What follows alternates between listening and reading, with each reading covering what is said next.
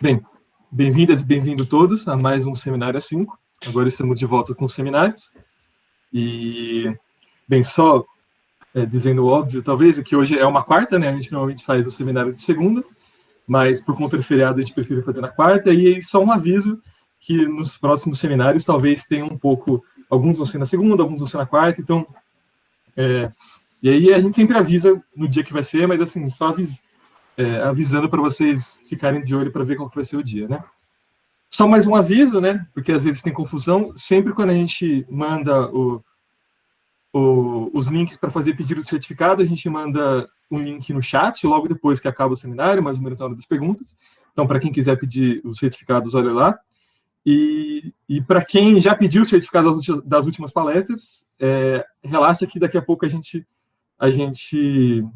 manda que às vezes acaba acumulando, a gente acaba com dificuldades técnicas para mandar todos eles, mas eventualmente a gente vai mandar.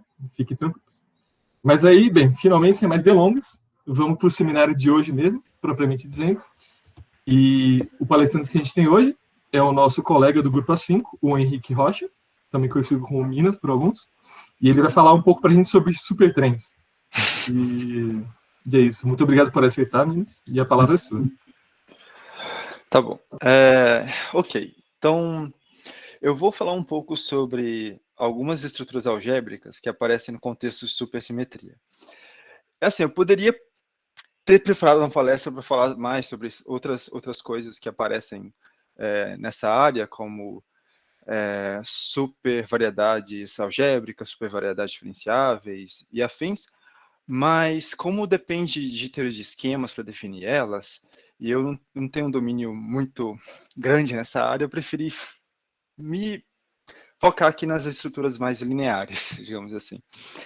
Mas em alguns exemplos que eu vou dar, eu vou acabar comentando mais ou menos quais as diferenças que vocês podem esperar quando vocês forem, talvez, procurar sobre o assunto. Então, como eu já comentei, essas superálgebras de Lie, elas descrevem parte da matemática utilizada na supersimetria. Uma teoria de supersimetria é uma teoria na física teórica ou na física matemática que tem determinada hipótese nas equações que relacionam força e matéria. Tá?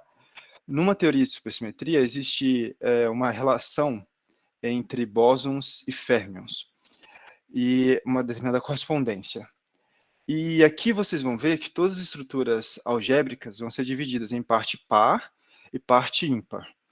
E a parte par vai corresponder aos bósons e os ímpares aos férmions. Mas assim, eu não sou físico para poder dar uma aula para vocês sobre esse assunto, mas depois eu vou dar umas referências que comentam um pouco mais sobre isso, tá? Uma coisa que muitos autores comentam é que todos esses objetos que a gente vai estudar, que eu vou mostrar aqui para vocês, eles têm que ser vistos como uma continuação da teoria e não como uma simples generalização, no sentido do que você está ampliando o conhecimento que a gente sabe sobre aqueles objetos. Então, a ideia de superálgebra está ampliando o conceito do que seria uma álgebra. A ideia de supervariedade diferenciável está ampliando o conceito do que é uma variedade diferenciável. Então, dado isso, vocês vão ver em vários exemplos que se você tirar a parte ímpar, por exemplo, vai basicamente ter o que a gente está acostumado a trabalhar todos os dias, ou pelo menos quem trabalha com isso, né, no caso. Ok. Então, algumas referências. Esse primeiro livro aqui, do Varadarajan, ele é muito interessante porque, apesar de ser um livro muito pesado, ele parece que você está numa aula. Então, quando você lê ele, parece muito que você está numa aula. É bem, talvez, gostoso de ler esse livro. Então, eu recomendo esse livro para vocês olharem, mas já vão vendo que ele é um livro um pouco pesado. Esse outro livro aqui, ele é um livro mais matemático, digamos assim. Ele tem definição, exemplo, teorema, prova, com várias referências. Nesse sentido, ele é um pouco melhor, digamos assim, na minha opinião, de estudar, de usar para estudar e usar como referência. E ele toca um pouco em todos essas estruturas que eu comentei, tá? Então, se você quiser só ver um pouco sobre uma área, sobre algum objeto específico, algum superobjeto específico, só vai nesse segundo livro aqui, procura lá, se você consegue encontrar esse objeto, e eles vão dar as definições bonitinho, tá? Existem outros livros, né, sobre supersimetria, mas esses próprios dois livros vão fazer referência a eles, tá? E outros textos também. Ok, eu sou da área de teoria de interpretações, de álgebra de Lie, e esses dois livros aqui me ajudaram muito quando, no início do doutorado, eu estava dando uma estudada melhor, principalmente na parte de teorias de superálgebra de Lie. Esse primeiro aqui, ele faz um paralelo entre a teoria de álgebra de Lie com a teoria de superálgebra de Lie. Então, isso ajudou eu a entender alguns conceitos. E esse segundo aqui é um livro mais pé no chão, digamos assim, e ele vai... muitas das dúvidas que eu tinha estavam... Eu escrevi errado aqui, álgebras, mas estavam nesse livro, tá? Então, algumas definições que eu faltava estavam nesse livro. Essa palestra vai ser uma palestra talvez meio chata para algumas pessoas, porque eu vou dar definição e exemplos, e vários exemplos. E o meu intuito não é muito ensinar para vocês alguma coisa, mas é mais plantar uma sementinha da curiosidade, para que vocês encontrem um exemplo que vocês acham interessante, procurem mais sobre ele, seja nos livros que eu citei aqui, ou seja em algum outro livro, na internet, enfim, tá? É uma teoria que tá bem, é uma teoria que ainda hoje em dia as pessoas estão trabalhando bastante nela, tem muita coisa para ser desenvolvida, tá? E vocês vão ver que tem alguns empecilhos, digamos assim, que tornam ela um pouquinho mais interessante de trabalhar. Ok, então vamos começar logo. Eu vou definir o que é um superespaço vetorial, dar exemplos, uma superálgebra, dar exemplos, superálgebra de Lie, dar exemplos, e algum comentário sobre a teoria de classificação das álgebras de Lie de dimensão finita. Vamos lá. Então vamos começar com o superespaço vetorial. Um superespaço vetorial nada mais é do que um superespaço que tem uma Z2 graduação. O que isso quer dizer? É um espaço vetorial que é soma direta de um espaço V0 barra ou V0 com um espaço V1 barra V1. O 0 barra é a classe dos números pares e o 1 barra é a classe dos números ímpares. Tá? Então, a gente tem o V0 mais o V1. Os elementos de V0 são chamados de pares e os elementos de V1 são chamados de ímpares. Às vezes, quando eu for chamar um elemento ou de V0 ou de V1, eu vou chamar de elemento homogêneo, tá? Porque significa que ele está ou aqui ou aqui. Ok. Dado agora que a gente sabe o que é elemento par ou elemento ímpar, se a gente pegar um elemento homogêneo, a gente pode definir o que seria a paridade dele, tá? Vai ser 0 se ele for par e vai ser 1 se ele for ímpar. Isso aqui geralmente vai estar junto com o menos 1, vai ser o menos 1 elevado a isso. Aí eu quero dizer que se for menos 1 elevado à paridade de um elemento par, vai ser 1, e se for menos 1 elevado a um elemento ímpar, vai ser menos 1. Tá? Vocês vão entender melhor quando aparecer isso nas contas. E aí, como um superespaço está sempre dividido, né, em parte par e parte ímpar, a gente, na caso de dimensão finita, a gente vai denotar a dimensão por m barra n, onde m é a dimensão da parte par e o n é a dimensão da parte ímpar. Ok? Então, nota que se você tirar a parte ímpar, você tem um espaço vetorial, tá? E isso vai ficar mais claro em álgebras, em álgebras e álgebras de Lie, tá? Vamos lá. Então, podemos considerar, então, o superespaço vetorial de dimensão finita. Qual que é o primeiro espaço que a gente aprende lá em álgebra linear? O Rn, né? E a mesma coisa você pode fazer aqui. Aqui eu coloquei um corpo qualquer, mas poderia ser o Rm barra n. Então, aqui a parte par, ele tem o Rm, e a parte ímpar é o Rn, e o espaço todo é o produto cartesiano, de Rm com Rn, ou melhor, Km com Kn. Esse espaço vetorial é geralmente denotado por Km barra n, tá? Na literatura. Então, se você pega um espaço vetorial, a gente estuda lá em álgebra linear os endomorfismos de espaços vetoriais ou as transformações lineares entre espaços vetoriais.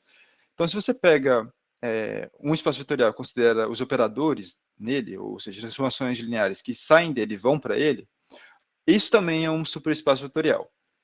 A parte par vão ser as transformações lineares que preservam a paridade, ou seja, as transformações lineares que levam elementos pares em elementos pares e elementos ímpares em elementos ímpares. E a parte ímpar vai ser o que troca a paridade, ou seja, leva as transformações lineares que levam elementos ímpares em elementos pares e elementos ímpares, tá? Aí agora, se você fixa uma base do seu superespaço vetorial de forma que os primeiros elementos da base são pares e os últimos elementos da base são ímpares, a gente pode, né, transformar isso aqui, esses endomorfismos, em matrizes, né? Se a dimensão for finita, né? A dimensão de V for finita. E aí é isso que o próximo exemplo vai falar. A gente vai definir aqui o espaço das supermatrizes. Então, como espaço vetorial, é só o superespaço das matrizes M barra N, é só o espaço das matrizes M mais N, tá? M mais N por M mais N. Mas a gente vai dividir as matrizes aqui em blocos, esses blocos A, B, C, D. O A é uma matriz M por N, o D é uma matriz N por N, o B vai ser M por N e o C vai ser N por N. Aí, pensando, né, como eu falei nos endomorfismos, aqui a gente está pegando, o bloco A representa as transformações que levam elementos pares em elementos pares. O bloco D, elementos ímpares que levam elementos ímpares. O C, elementos pares em elementos ímpares, e o B, elementos ímpares em elementos pares. Então, a parte par das supermatrizes vai ser A, D. Então, as matrizes com esses blocos A, D. E a parte ímpar, aqui eu coloquei 0 barra, vou ter que trocar depois, é 1 barra. B, C, né? Essa outra diagonal aqui. E a dimensão vai ser m ao quadrado mais n ao quadrado barra 2 vezes m vezes n, que é a quantidade de elementos, de elementos que tem aqui, tá? Ok, então esse é um outro exemplo de superespaço vetorial. Vão aparecer outros exemplos quando eu for definir superálgebras e superálgebras de Lie, tá? Vamos passar logo para a definição de superálgebras e vou dar alguns exemplos e as coisas vão começar a ficar mais interessantes, tá?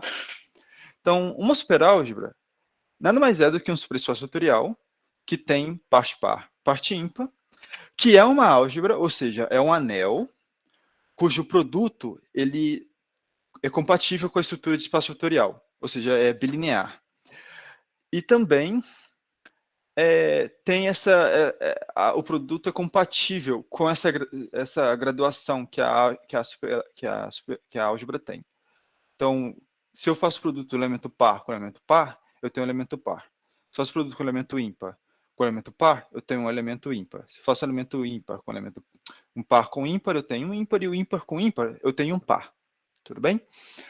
Aí você pode definir, do mesmo forma que a gente faz lá em anéis e corpos, álgebras associativas, álgebras com unidade. Mas na hora de definir comutativa, geralmente os livros, eles colocam essa outra condição aqui em vez de ser comutativa. Eles falam que a superálgebra é supercomutativa, alguns livros só falam superálgebra comutativa, que é as variáveis, elas não comutam, elas supercomutam, no sentido de que A vezes B é igual a esse menos 1 elevado à paridade de A, paridade de B, B vezes A. Aqui, né, você tá vendo que eu defini para todo elemento de A, mas eu só defini a paridade para elementos homogêneos, né, antes, ou elementos pares ou elementos ímpares. Isso é uma espécie de convenção que tem na teoria de superálgebras, que é se você tem uma forma que ela é uma forma linear, de alguma forma, você define ela para elementos homogêneos e estende por linearidade para todos os elementos do seu superespaço vetorial, tá? Então, no caso aqui, apesar de eu estar escrevendo em A, os elementos aqui são elementos homogêneos, tá? Existe a noção também, de, por exemplo, de super domínio de integridade e outras noções assim, mas nota que se você pegar o A igual a B, você vai ter que A ao quadrado, e o A, no caso, é ímpar, você vai ter que A ao quadrado igual a menos A ao quadrado. Isso significa que 2A ao quadrado é igual a zero. Então, assim, se você está considerando um corpo que a característica não é 2, você tem que A ao quadrado é zero. Ou seja, todo elemento numa superálgebra comutativa, todo elemento ímpar numa superálgebra comutativa é nilpotente. Então, você tem esse pequeno detalhe aí. Então, domínio de integridade aqui vai depender de uma outra... Superdomínio de integridade vai depender de outra definição aqui, mas que é bem similar. Generaliza, talvez, o que a gente pensa sobre domínio de integridade. Ok, então vamos lá para os exemplos. Então, se o V é um superespaço vetorial, os endomorfismos do espaço vetorial é uma superálgebra associativa com unidade. E o produto é a composição de transformações lineares mesmo, tá? Composição de transformação linear é linear, e aí vai continuar sendo um elemento aqui dentro, então sim, isso aqui é uma superálgebra. O superespaço das supermatrizes também é uma superálgebra, tá? É um outro exemplo que a gente, pensando nos dois exemplos que eu dei ali de superespaços. Agora, uma coisa nova aqui, tá? Esse exemplo aqui vai ficar mais claro nos próximos exemplos, o que eu quero dizer com isso aqui. Mas, vamos lá. Pega R, uma álgebra comutativa, tá? Associativa com unidade, tá? Pega uma álgebra comutativa. Aí considera a álgebra livre em N variáveis, tá? Que é essa álgebra aqui. Aí, quocienta ela pelo ideal gerado por QCI, as variáveis são essas QCI 1 até QCN, e quocienta pelo ideal QCI, QCJ mais QCJ vezes QCI. Tudo bem? Isso significa que, por exemplo, a imagem de QCI, por exemplo, a imagem de QC1 vezes QC2 é igual a menos QC2 vezes QC1, tá? Então, essa álgebra A é uma superálgebra comutativa, e a parte par vai ser A vezes uma quantidade par de produtos desses QCs em ordem, tá vendo? Que esses índices estão em ordem, e é menor um do outro. E a parte ímpar vai ser o A, vai ser gerada por elementos da forma A, onde o A é o elemento de R, que se 1 até uma quantidade ímpar de produtos desses QCs, onde aqui eles também estão ordenados e é uma quantidade ímpar deles, tá? Então, nota, por exemplo, que se 1 também admite que se I igual a J no quociente. Então, isso implica, por exemplo, que a gente tem que se I ao quadrado é igual a zero, tá? Usando isso aqui, tá? O corpo não tem característica 2. Vamos supor que a característica é zero, tá? As coisas ficam mais legais. Ou melhor, para algumas pessoas não vão ser tão legais, mas vamos supor que isso aqui é um corpo de característica zero, tá? Então, essa noção aqui acontece, tá? O primeiro exemplo que você pode pensar, talvez, seria pegar A sendo o R sendo polinômios em N variáveis, ou polinômios de uma variável, se você tiver com medo de considerar N variáveis. E aí esse é o próximo exemplo, tá? Existe hoje uma forma de definir essa álgebra, mas eu vou denotar ela dessa forma aqui, tá? x1 até xm, x1 até xn. E essas xis aqui vão ser as variáveis pares, ou seja, elas comutam com todo mundo. E os QCs, eles não comutam, eles comutam com as variáveis pares, mas eles não comutam entre si. Eles satisfazem isso aqui. Tá? Então, isso é uma outra forma de definir. E uma terceira forma de definir seria, se você sabe um pouquinho aí de álgebra exterior, seria esse produto tensorial aqui, tá? De álgebras. Então, essa seria uma terceira forma de definir isso, tá? Ok. Aí você olha para a parte par. Então, a parte par vai ser gerada basicamente como a gente fez antes, mas aqui a gente já tem uma base, então seria melhor falar em termos de base, só para vocês verem aqui um pouquinho. A parte par vai ser polinômios, vai ser monômios aqui nas variáveis pares vezes as ímpares, mas as ímpares vão estar em ordem estritamente decrescente e tem que ser uma quantidade par. E a parte ímpar dessa álgebra aqui vai ser monômios, gerada por monômios, vezes monômios nos quicis também, só que é uma quantidade ímpar de monômios, e aqui, de variáveis, e as variáveis também, tem que ser estritamente aqui, tá? Estritamente porque se você fazer QC1, que nem eu falei, QC1 vezes QC1, vai dar 0, tá? QC1 ao quadrado é igual a 0. Aí você olha para, aí você, sei lá, você que aí fez um curso de geometria algébrica, ou já estudou um pouquinho sobre espectro de álgebras comutativas, ou um pouquinho de variedades algébricas, ou viu alguma palestra no S4 sobre isso, ou até mesmo aqui, deve pensar, uai, será que eu consigo fazer geometria algébrica aqui? Sim. Existe uma correspondência bem legal entre os ideais maximais e primos daqui. Porque pensa, se todos os elementos ímpares aqui são unipotentes, o espectro, né, o conjunto dos ideais primos de A é o mesmo, entre aspas, do espectro dos polinômios em M variáveis.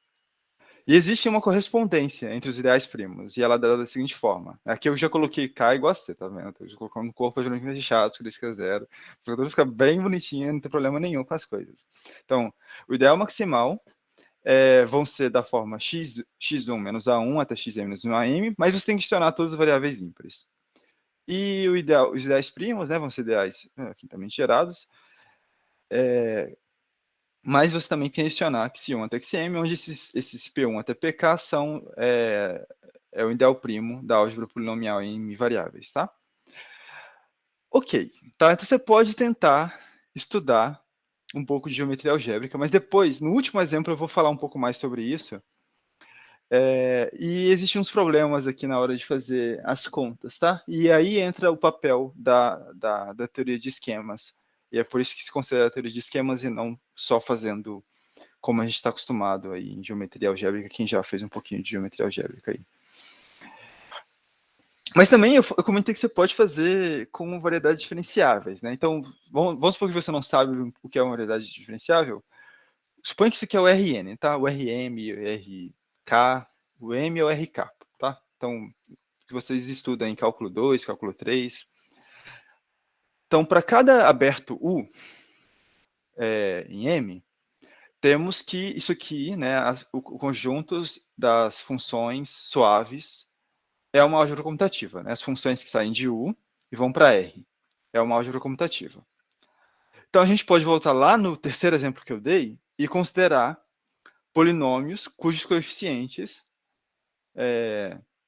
estão nessa álgebra comutativa, tá? Que é essa da C infinito aqui. E aí, meio que você está...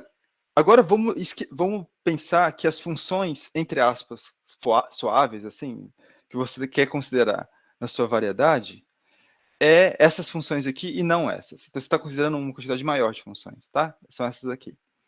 Você pode definir derivada, você consegue definir plano tangente, campo vetorial, imersão, submersão. Você consegue definir tudo isso, mas agora levando em consideração essas variáveis ímpares. O problema é, topologicamente, o seu espaço não mudou. Continua sendo M. Você não consegue ver as suas variáveis ímpares. As coordenadas ímpares são invisíveis aos nossos olhos, digamos assim. E mais que isso, as funções também, os valores das funções, não levam em consideração a parte ímpar, as variáveis ímpares. Mas o que é valor de uma função? Né? Vou definir o que é o valor para vocês entenderem mais ou menos.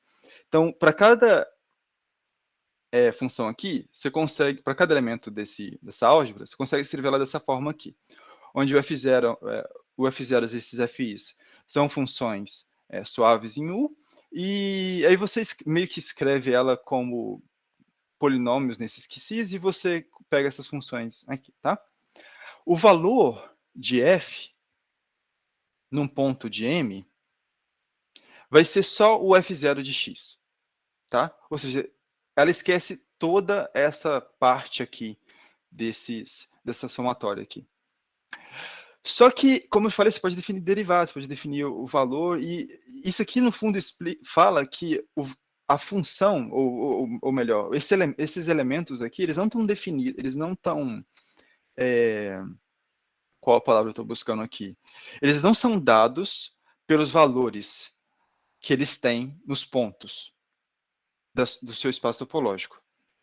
Então, um exemplo, se o m é igual a r, os números reais, e você está considerando só uma variável, então pega f sendo t vezes que se 1.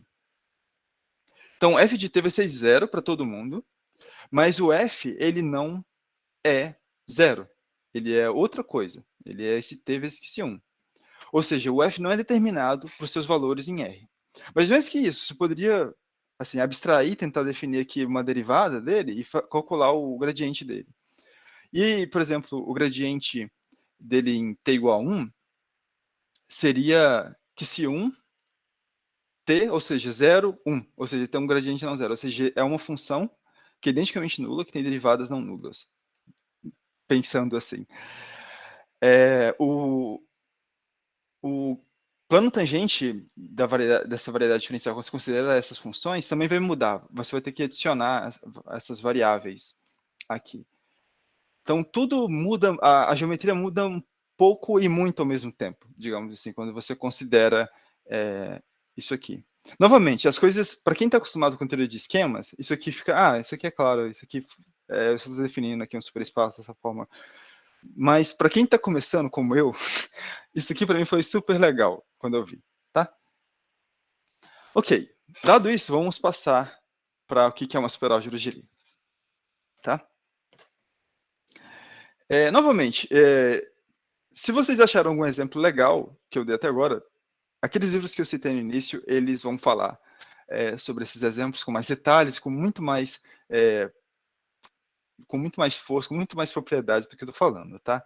E talvez eu tenha até falado alguma coisa errada, outra coisa errada, mas pelo menos a intuição, eu imagino que eu estou tentando passar aqui para vocês, tá? Então tá, a gente vai falar agora sobre superálgebra de Lie, que é a área que eu estou mais interessado, talvez. Só que aí, para falar sobre superálgebra de Lie, eu vou supor que o corpo é algebraicamente fechado de característica zero. O algebraicamente fechado é só por causa da... E o característica zero também, é mais porque depois eu vou comentar sobre a classificação e ela foi feita nesse contexto, tá? E na hora de definir também a identidade de Jacobi, supercomutatividade, pode ter algum outro problema nisso. Eu não quis levar isso em consideração, então vamos supor, por exemplo, que o K é os números complexos, tá? Vocês não vão perder muito pensando nisso. Ok, então vamos lá. Uma superálgebra de Lie é um superespaço vetorial G, tá? Parte par, parte ímpar, com uma operação bilinear, né, que a gente vai chamar de colchete ou supercolchete, tal que o G com esse produto, com essa operação bilinear é uma álgebra, ou seja, esse produto, esse colchete, ele tem ela preserva meio que conversa com essas Z2 graduação de G.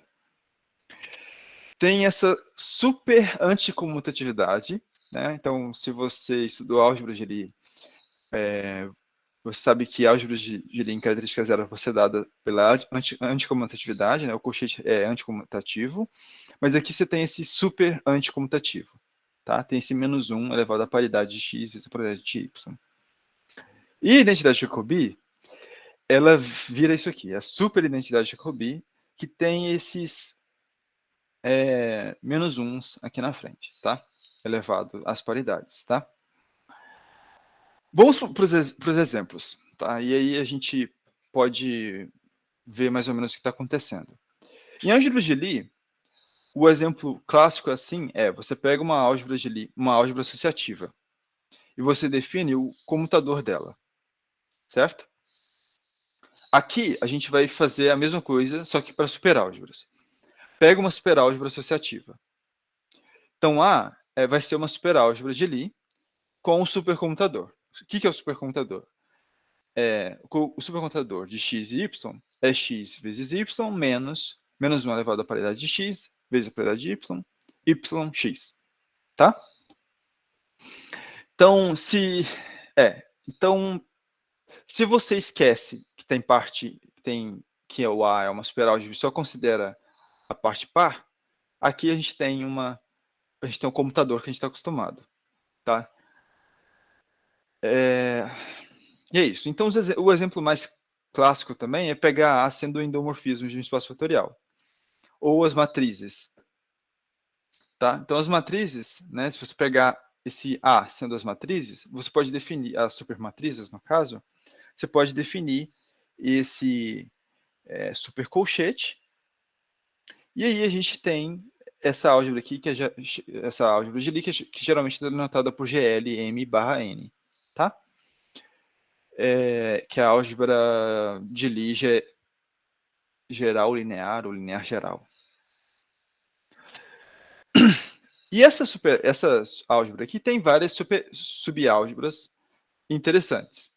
No caso das álgebras de Lie, tem o SLN, por exemplo, a álgebra linear especial. E aqui a gente também tem ela. O SLN ele é dado pelo traço de matrizes. E aqui a gente vai ter a noção de supertraço de uma supermatriz. Na verdade, existem noções assim de álgebra linear bem paralelas, digamos assim, na teoria de álgebras de superálgebra de Lie. Por exemplo, de superálgebras.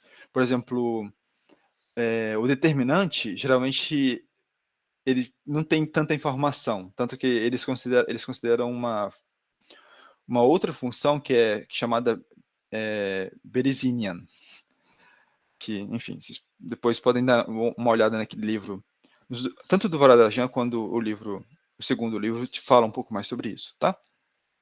Então, uma matriz aqui, como a gente viu, ela é dividida em blocos, né? 4 blocos. Esses 2 blocos são quadrados e esses 2 aqui não. Esses blocos, o y e o z representam blocos ímpares e o x e o w representam a parte par. O supertraço de uma matriz M, dessa forma aqui, vai ser o traço de x menos o traço de w.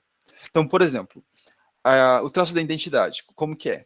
Vai ser M V menos N. Então, M menos N. Em particular, por exemplo, a identidade se M for igual a N, o supertraço da matriz de identidade vai ser zero. Tá?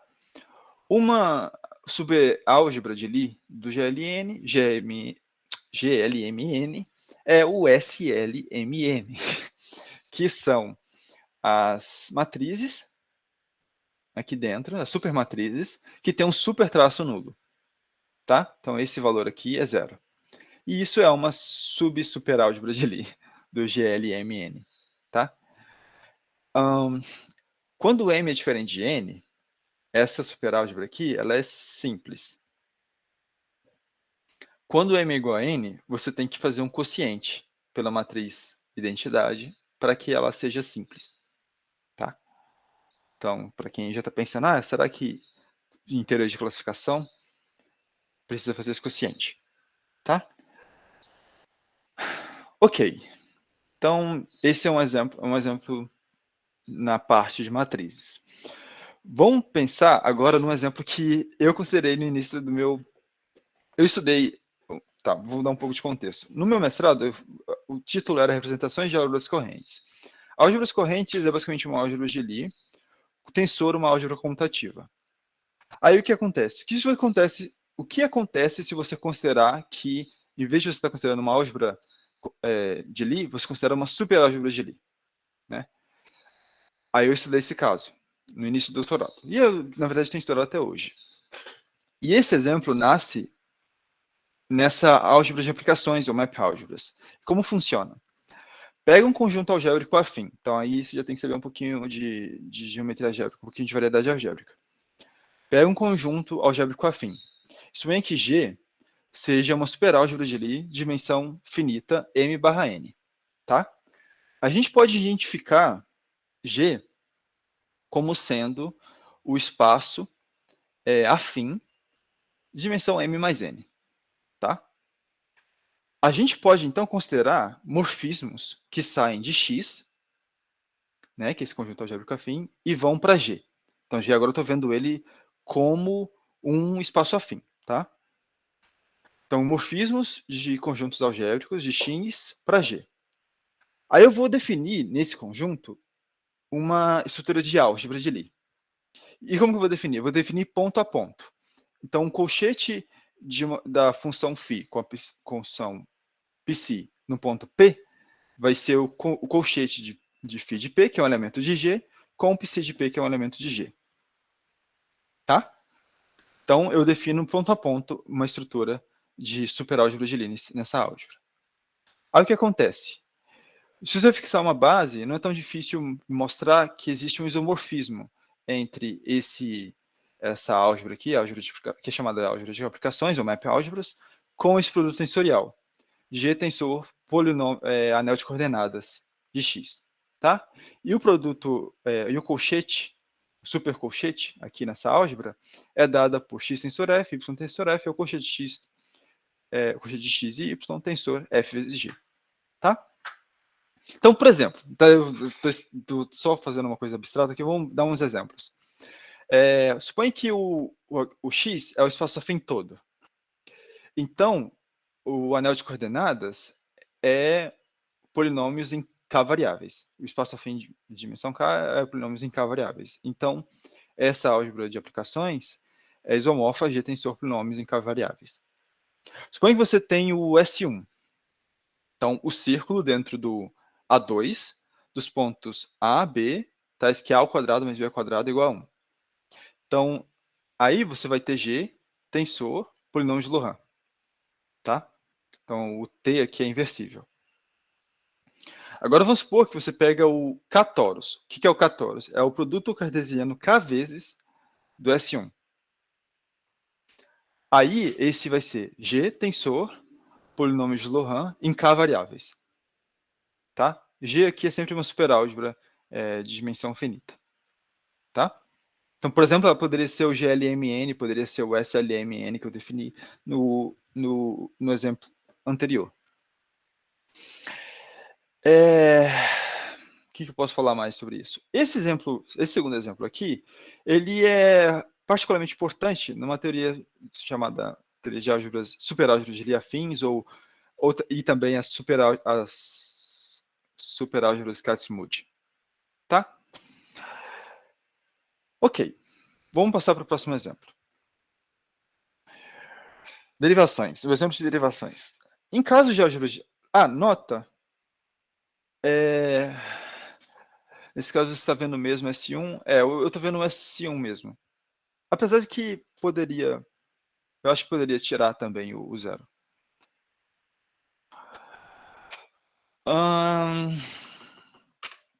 Ok, vamos para o exemplo de derivações. Em álgebra de Lie, se você pega uma álgebra e considera o conjunto das derivações dessa álgebra, a gente consegue definir uma álgebra de Lie ali. Tá? Nesse conjunto, as derivações de uma álgebra. Em superálgebras, também, mas a gente vai ter que definir, vai ter que ter uma noção diferente. Eu chamei de derivação, mas alguns livros chamam de superderivação, outros de derivação generalizada, outros de superderivação generalizada, enfim, tem vários nomes. Eu chamei de derivação. E é o seguinte, é uma transformação linear, é um endomorfismo de A, então A é uma superálgebra, que conversa com o produto de A da seguinte forma. A transformação linear, ela meio que satisfaz a regra de Leibniz, tá? Uma versão super da regra de Leibniz. Em que sentido? D vezes A aplicado em A vezes B é igual a D de A vezes B mais menos 1 elevado a A vezes a paridade de menos 1 elevado à paridade de A vezes a paridade de D. Lembra que deu um endomorfismo de A, e aqui existe a noção de paridade, porque isso aqui também é um superespaço vetorial, A vezes a derivada de B. Tá?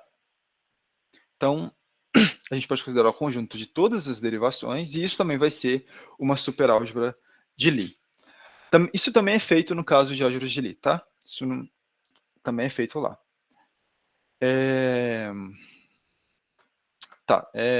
Antes de falar sobre aquele exemplo, Então, por exemplo, você poderia considerar A sendo o anel de coordenadas de uma variedade algébrica.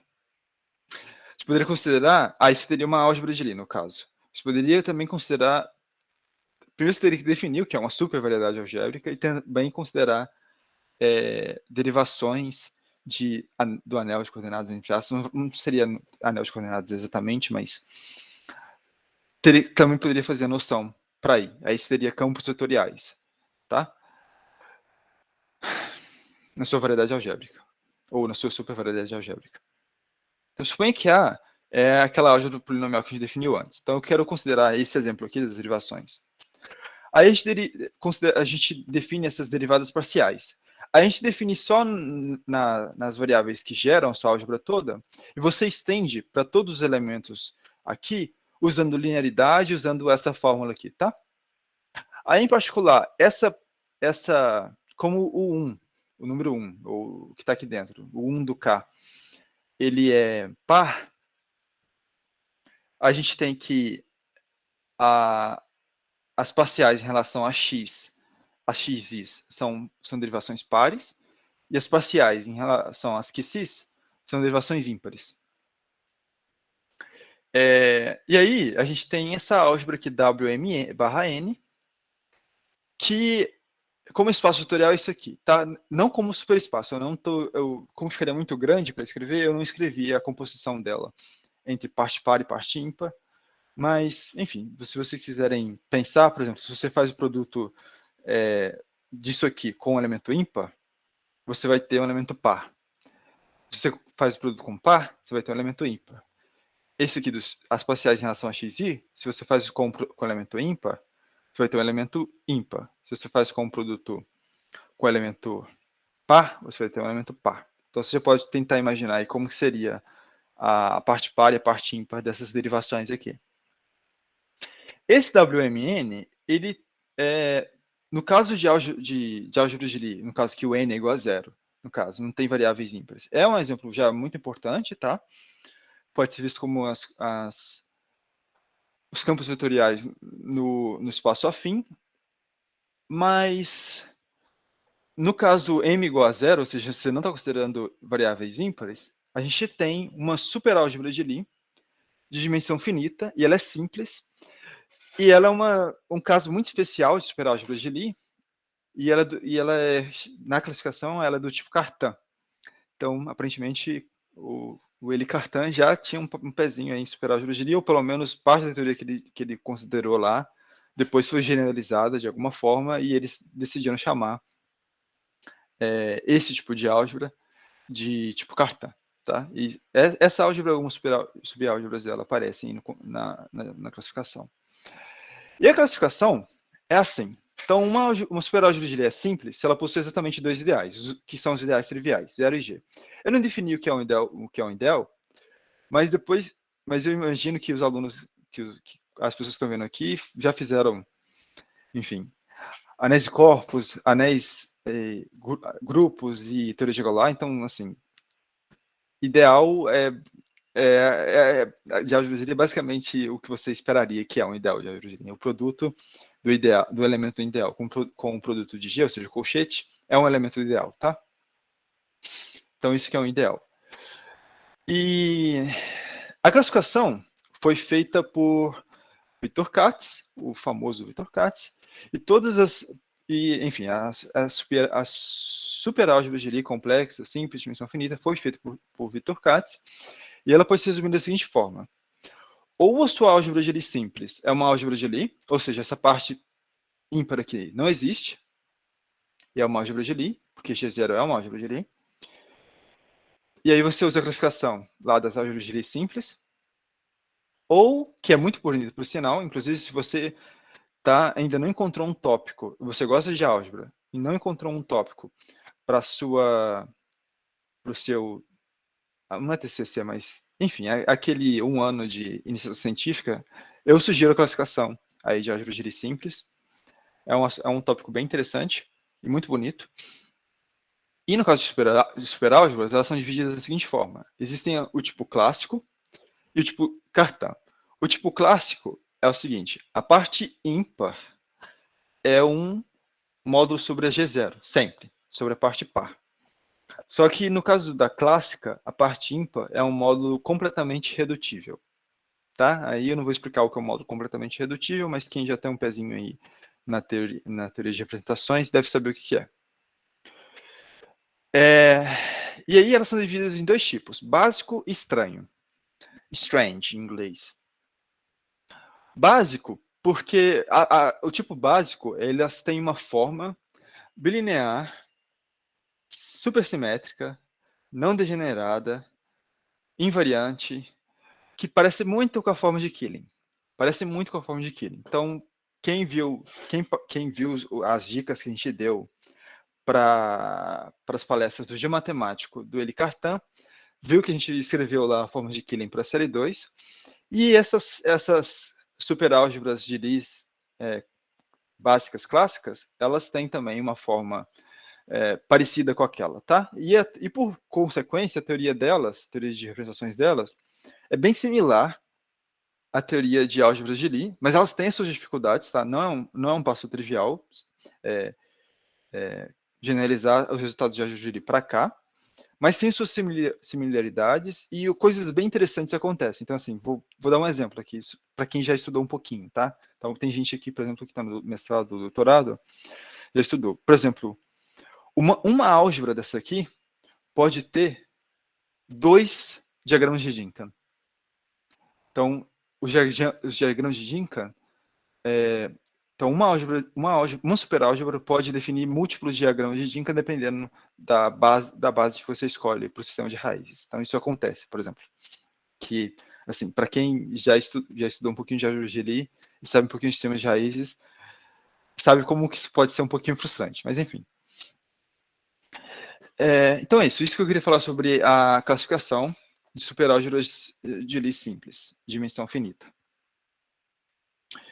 E na verdade era isso que eu queria falar sobre superálgebras. O último exemplo que eu vou dar aqui é uma superálgebra, na verdade. E na verdade eu vou comentar um pouco sobre aquilo que eu já comentei lá no exemplo lá atrás do espectro da álgebra entre aspas polinomial. Não deu nome para ela, mas enfim. E eu vou considerar essa álgebra aqui. Então, aqui, o x e o y são as variáveis pares, e o xi e o θ são as ímpares. Então, elas satisfazem aquela mesma identidade que eu já defini lá atrás, tá? Aí eu quociento essa álgebra pelo ideal gerado por x vezes xi, mais y vezes θ. Tudo bem? Aí, a gente pode considerar uma supervariedade afim dada por A. Isso é feito usando esquemas, tá? Então, por isso que eu vou chamá-la de X. Então, lá em teoria de esquemas, você precisa de um espaço topológico, que como espaço topológico aqui, vai ser basicamente o espectro de X da álgebra polinomial em duas variáveis, Cx e Y, e precisa do ozinho, que eu esqueci o nome agora. Precisa daquele funtor, que eu esqueci o nome agora dele, que eles dão para ele, que vai dizer mais informações sobre isso. A teoria aqui é bem parecida, de variedade afim para supervariedade. Só que tem alguns problemas, né? Porque você está considerando essa parte ímpar. Nesse exemplo aqui, você pode definir, né, como eu falei, pode definir campo vetorial, plano tangente, pode definir tudo aqui. E o plano tangente, por exemplo, num ponto, pode ser definido. Mas ele vai ser, entre aspas, um subespaço do superespaço C22. Sasha, você perguntou alguma coisa? Sim, não seria o funtor de esquecimento, porque você está querendo tirar o ímpar ou o par, certo? Seria o funtor de esquecimento que você está querendo colocar aí? Nesse Não. A2, não? É o eu realmente esqueci o nome dele. Eu realmente esqueci o nome dele. Quando você quer tipo um esquecer uma feixe. operação, quando você quer tirar uma operação, você usa o funtor de esquecimento, certo? Como tem ímpar e par, se você tirar só o ímpar, vai ficar o par. E aí seria o A2C isomorfo aspecto CXY, porque você tirou a parte ímpar. Não, Aí já falou feixe o Thiago. estrutural. Isso, é o Thiago falou. Falando do feixe estrutural, exatamente. Então, tô pegando o feixe estrutural dessa superálgebra. Tá? Obrigado, Thiago. Então, como espaço topológico, é o mesmo dessa álgebra polinomial. O que muda vai ser... Assim, para quem está acostumado com de teoria de esquemas, isso não tem nenhuma novidade aqui. Mas o interessante é que as noções de plano tangente, as noções de campo vetorial, as noções de derivação, que geralmente é o que eu estou interessado, porque eu trabalho mais com álgebra de Lie, podem ser construídas no feixe estrutural, né, dessa álgebra aqui. O negócio é que, assim, como espaço topológico, a gente tem algo que parece o plano, digamos assim. Só que, como você está considerando mais elementos, esses elementos ímpares, ele muda um pouco. O plano tangente, por exemplo, vai ser um subespaço de C22. Então, por exemplo, se você pega P sendo 1, 1, ou seja, corresponde ao ideal maximal x menos 1, y menos 1, que se θ, ou melhor, a imagem de que se θ, a gente tem que o plano tangente de P é isomorfo ao espaço vetorial de C22, C2/2, que eu vou colocar aqui gerado por xy, esqueci que letra é essa, que se θ, vou chamar de que se, onde o xy é uma base da parte par e o que se θ é a base da parte ímpar. Vai ser dado por isso aqui, que se mais θ igual a zero. Então, pelo menos é isomorfo a esse subespaço de C22, tá? E ele vai possuir dimensão 2, 1. Ou seja, com o espaço vetorial, ele vai ter dimensão 3. Mesmo que seja um plano. Ok? Você também pode definir a noção de suavidade, por exemplo, de um plano. Não, desculpe. Suavidade em um ponto. E aí, enfim, nesse caso, né, nesse caso de A aqui, todos os pontos vão ser suaves, menos 0, 0, que corresponderia ao ideal x, y, que se θ. Tá? Esse exemplo em especial, ele está naquele livro Mathematical Foundations of Supersymmetry, da Fiorese e os outros autores que eu esqueci agora. Então, se vocês quiserem darem uma olhada, naquele livro já tem esse exemplo com as contas feitas. Tá? Esse é o exemplo que ela usa lá, que eles usam lá para poder fazer as contas. Tá? Então, se você quiser ver um pouco mais, tentar entender o que eu quis dizer nesses tópicos, recomendo esse livro. Agora, se você já tem uma noção um pouco mais forte sobre o que é isso, ou pelo menos você já entendeu mais ou menos o que eu estou querendo dizer, pensa agora essa álgebra aqui. É a mesma álgebra anterior, só que agora eu estou adicionando no ideal gerado x² mais y² menos 1. Tá? O espaço topológico é, entre aspas, S1. Ou seja, os pontos AB dentro do espaço afim, tal que A² mais B² igual a 1. Só que tem essa estrutura a mais aí, tá? Se você for definir o feixe estrutural. Até definir o feixe estrutural pode ser meio estranho, porque geralmente feixes é definido em álgebras comutativas, até onde eu vi, pelo menos. Bem, então, esse é um exemplo, por exemplo, que eu estava tentando fazer contas, vendo campos vetoriais nessa álgebra aqui, para ver onde estavam os problemas em específico. O que eu estava tentando, a última coisa que eu estou tentando ver agora é ver, por exemplo, se as derivações dessa álgebra aqui formam uma álgebra de Lie simples. No caso de álgebras de Lie, ou seja, no caso de variedades algébricas, as derivações do anel de coordenadas de uma variedade algébrica é uma álgebra de Lie simples se a variedade algébrica ela é suave, irredutível, enfim, entre outras coisas. E eu estava tentando ver se esse resultado podia ser generalizado para supervariedades também, tá? E aí esse, por exemplo, um exemplo que eu estava tentando ver se eu podia fazer, se realmente é válido. Mas, enfim, era isso que eu queria conversar com vocês. tá? Eu dei vários exemplos de várias áreas, e existem mais coisas que vocês podem considerar. Vocês podem considerar supergrupos de Lie, grupos algébricos. Como comentei, existe a noção de supervariedade diferenciável também. Eu imagino que existe para todos os gostos alguma coisa super para você estudar. E se você quiser entrar nessa área e quiser algumas dicas de livros, manda mensagem que eu posso, sei lá, alguma coisa talvez eu possa guiar vocês para alguma coisa interessante. Pode falar, Sasha. Mano, eu me interessei pela parte de supermatrizes, esse ferramentário, porque eu gosto de álgebra linear. Você Uhum. teria algum livro que fala sobre supermatrizes, essa parte de álgebra linear que você falou?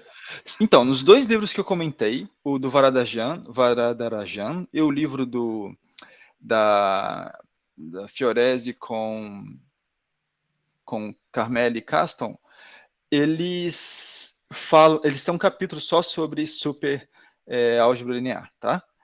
Ah, que legal. Sim. Eu te mando uma mensagem, aí você me manda certinho o nome do livro, que eu hackeio lá no site russo. Em particular, se você quiser ter uma noção mais, como posso dizer, intuitiva do que está acontecendo, ou pelo menos saber as motivações das definições do que está sendo definido, eu sugeriria o livro do Varadarajan, tá? Porque ele realmente toma o seu tempo para poder explicar por que ele está definindo as coisas do jeito que ele está definindo, e, Certo, enfim. Oscar, entendi. você tem alguma dúvida?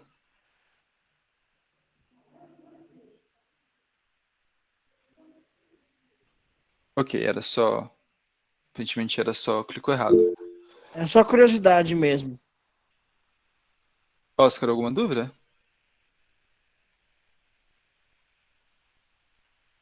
Pode dizer.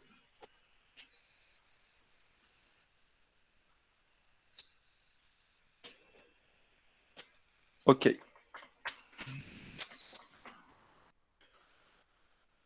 Qual que é a sua dúvida?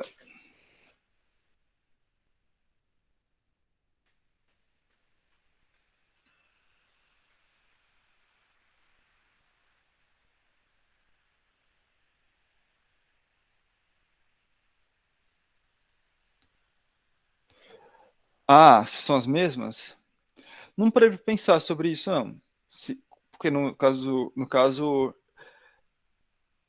ah, dado uns. Tá, então, pensando agora, isso foi uma dúvida sobre produtos tensoriais, né, de representações. Eu tive uma dúvida sobre isso quando eu estava estudando com o Lucas e a gente conseguiu provar um teorema que daria para falar sobre isso. Pelo menos nos casos de dimensão finita, sim, tá? O problema é que, assim, como os endomorfismos têm parte ímpar, se tiver parte ímpar, pode ser problemático, tá? Então, se é a parte ímpar da representação, de- como posso explicar isso?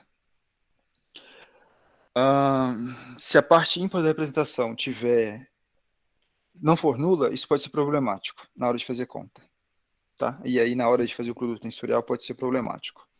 Mas é possível. Eu acho que é possível, sim. Acho que as mesmas não são, mas tem como relacioná-las de alguma forma.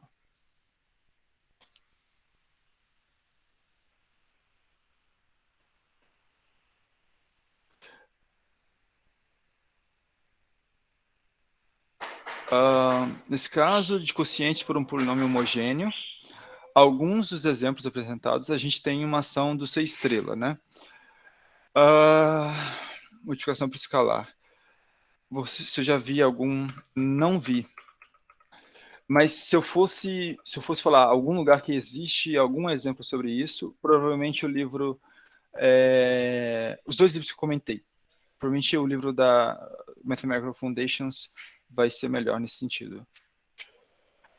Porque esses 2 livros não falam muito sobre representações, eu acho. Eles falam mais sobre a construção dos objetos e dão referências para você procurar sobre a teoria de representações, a teoria em geral.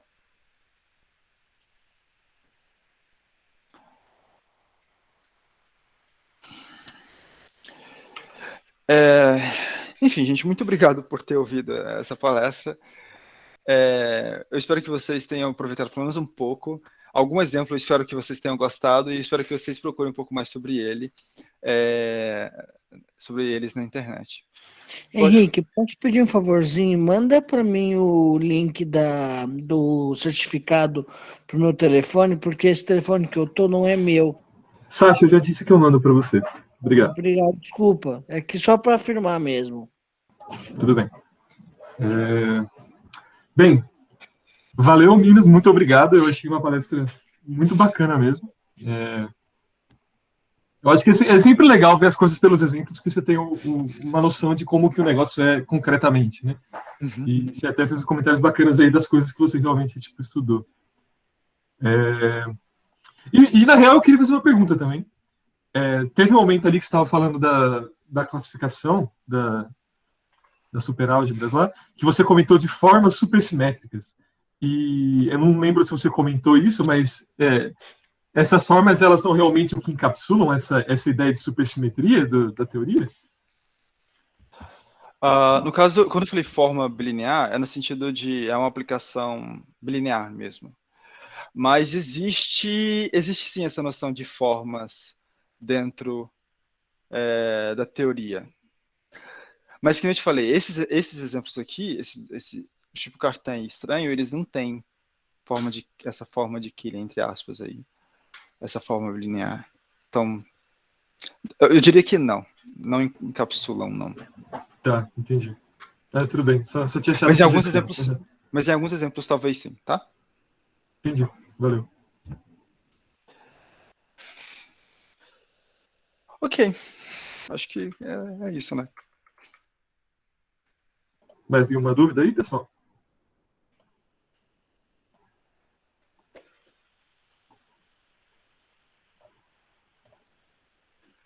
Bem, então acho que é isso, né? Bem, obrigado, Minas, o Henrique, né? Obrigado a todo mundo que apareceu aí. E nos vemos novamente na semana que vem.